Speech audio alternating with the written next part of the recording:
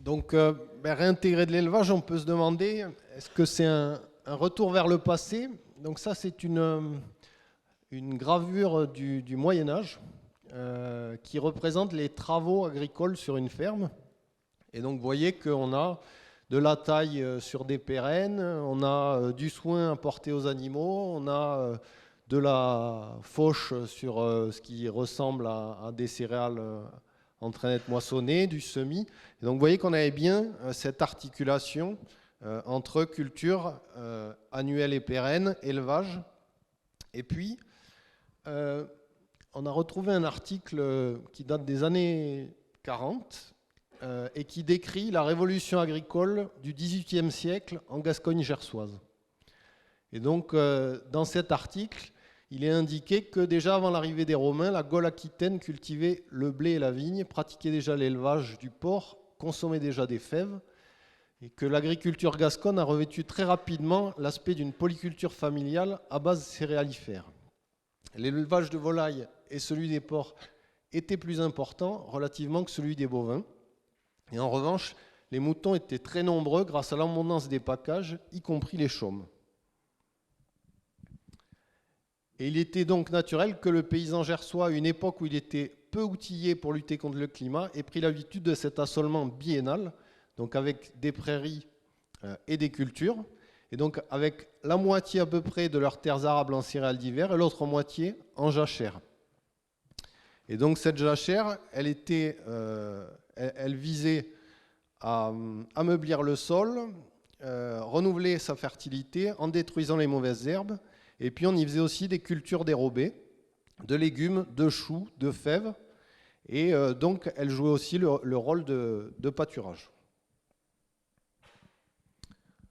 Et donc une des conséquences de cet assolement biennal, c'était qu'il visait à donner aux paysans plus de fumure et donc plus de blé grâce au repos de la terre.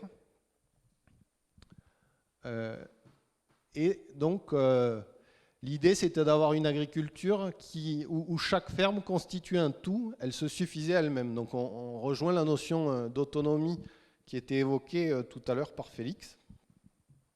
Au XVIIIe siècle, on assiste aussi à l'arrivée des légumineuses pérennes, notamment de la luzerne, du sainfoin, et qui étaient déjà considérées comme des plantes améliorantes qui nettoyaient le sol et qui lui offraient une provision d'azote assimilable puisée dans l'air. Donc vous voyez que déjà au XVIIIe siècle, finalement, on retrouve beaucoup de principes qui ont été évoqués ce matin.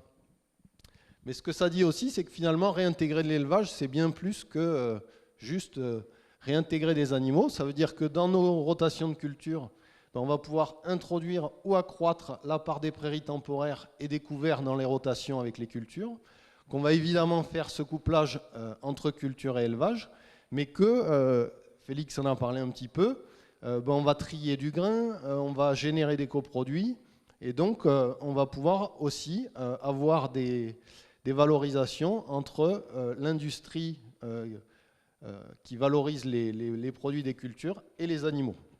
Et donc finalement, réintégrer de l'élevage, c'est restaurer de la circularité à l'échelle de la ferme et des territoires.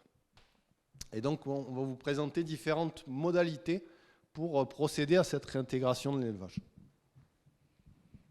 Effectivement, pour l'instant, peut-être que vous vous dites qu'on est encore un petit peu dans la théorie. Et comme j'ai pas pu amener tous les agriculteurs que j'ai enquêtés avec moi, je vais essayer de vous retranscrire certains des systèmes qu'ils m'ont présentés. Alors voilà, c'est pas aussi bien que s'ils étaient venus, mais quand même, je vais essayer de faire de mon mieux. En commençant par vous expliquer comment on peut faire pour réintégrer de l'élevage. Ça peut un petit peu se faire à deux niveaux. Le premier niveau, ça va être par l'ajout d'un atelier sur la ferme. Donc, comme je vous le disais tout à l'heure, en achetant tout simplement les animaux. Enfin, tout simplement, c'est pas simple du tout, mais en achetant les animaux.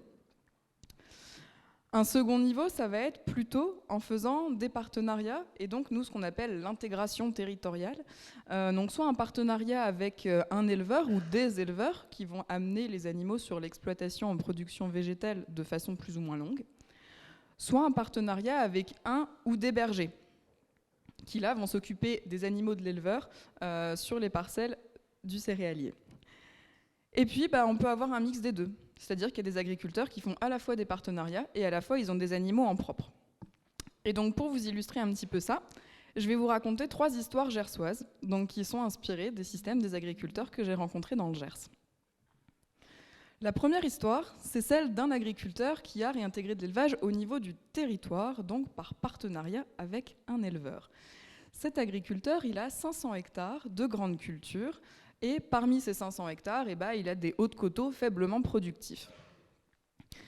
Son système, il vend la majorité de sa production en coopérative, en circuit long. Il travaille notamment avec McDo. Et puis, il a aussi une activité très diversifiée avec une ETA. Il fait de la location de silos, du fauchage, de l'endainage. Il a une société de panneaux voltaïques, une société de transport. Il fait tout plein de choses. Et son souhait, c'est de gérer la ferme comme une entreprise rentable.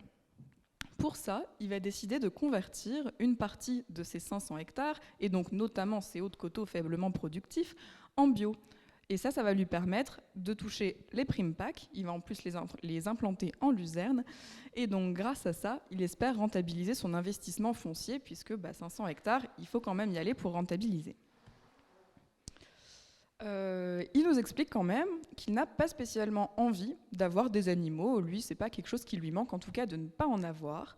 Mais par solidarité, il va décider de mettre à disposition ces parcelles nouvellement implantées en luzerne et en bio pour qu'un éleveur puisse venir les pâturer. Donc ça, c'est une première façon de réintégrer de l'élevage sur la ferme qui est peut-être celle qui engage le moins le producteur, dans le sens où il va mettre sa terre à disposition mais ne pas gérer les animaux, et c'est simplement l'éleveur qui va s'en occuper. Deuxième façon de réintégrer de l'élevage, cette fois-ci au niveau de la ferme. Alors je vais passer relativement rapidement, mais l'idée ici c'est de vous raconter l'histoire d'une exploitation dont l'agriculteur, c'était une exploitation céréalière familiale, historiquement en polyculture élevage, mais sur laquelle l'élevage de bovins avait été arrêté en 1996 quand ils ont eu l'autorisation d'irriguer. Initialement, l'agriculteur que j'ai enquêté n'était pas propriétaire de la ferme, c'était la ferme de ses parents. Et lui, il y travaillait, il était double actif, employé municipal aux espaces verts. Et puis en 2017, ses parents partent à la retraite, lui reprend l'exploitation et souhaite arrêter sa double activité, ce qui pose la question de la rentabilité de l'exploitation, puisqu'il faudrait qu'elle lui permette de se dégager un salaire.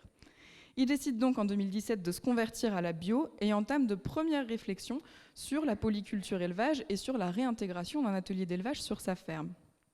La conversion en bio lui permet d'avoir les primes PAC, répond à sa curiosité et lui permet aussi de valoriser sa ferme qui a une globalement petite surface puisqu'il a seulement 25 hectares cultivables.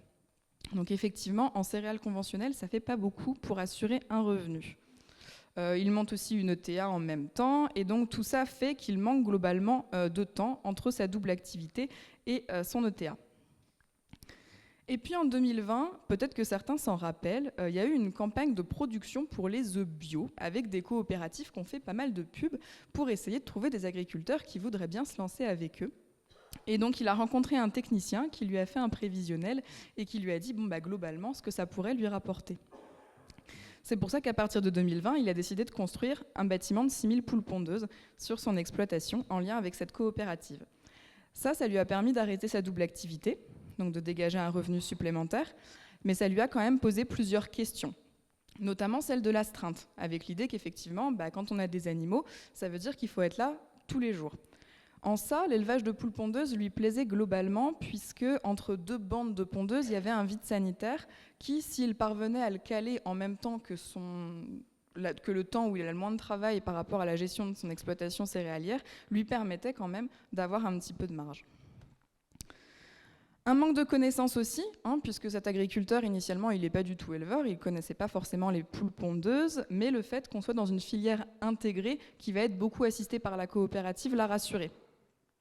Ensuite, on a la question des investissements, parce que construire un bâtiment d'élevage, ça coûte relativement cher, mais il a eu la possibilité d'obtenir des aides de l'État pour le faire. Il a également vendu son toit de bâtiment pour des panneaux solaires, ce qui lui a permis de rentabiliser, ou du moins d'avoir moins d'argent à sortir dès le départ pour ce bâtiment.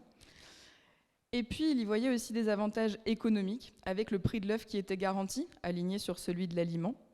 Et puis, une sécurisation du revenu par la diversification des ateliers et par le fait d'avoir une paye régulière, contrairement au fait d'avoir uniquement des céréales et là d'être payé une fois par an quand on livre à la COP. Bon, ça, je peux passer vite. Voilà, et donc aujourd'hui, cet agriculteur, il a son bâtiment de poules pondeuses, mais il achète son aliment en coop. Pourquoi ? Parce que c'est compliqué de formuler un aliment à la ferme. Il faudrait qu'il paye un vétérinaire pour le faire, c'est des rations très précises pour respecter le calibre de l'œuf bio. Et puis, il n'a pas de possibilité de stockage de ses cultures.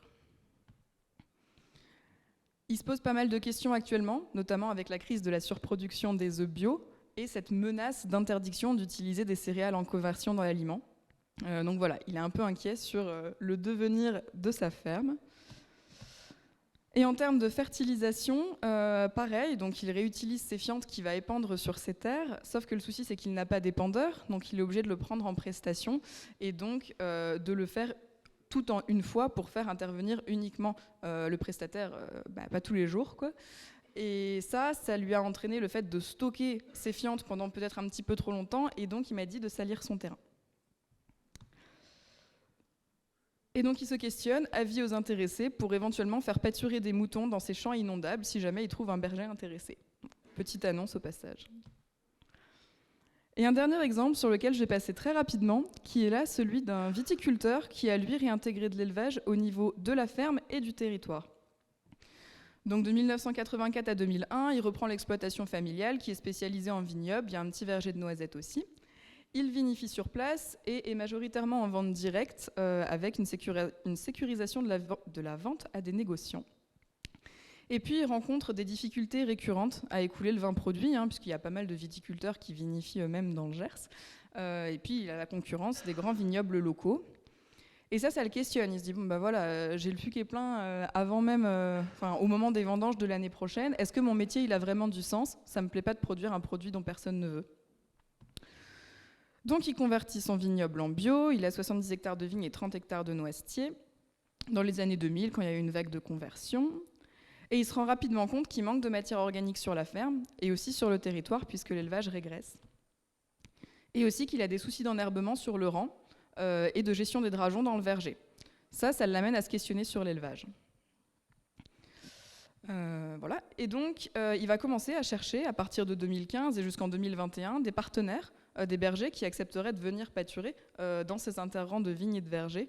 Mais c'est compliqué, il n'en trouve pas vraiment. Pourtant, il est à proximité des Pyrénées, mais il n'arrive pas à trouver un réseau. Et puis un jour, en 2021, il va rencontrer un petit peu de façon fortuite une bergère itinérante qui va commencer à venir pâturer sur son exploitation.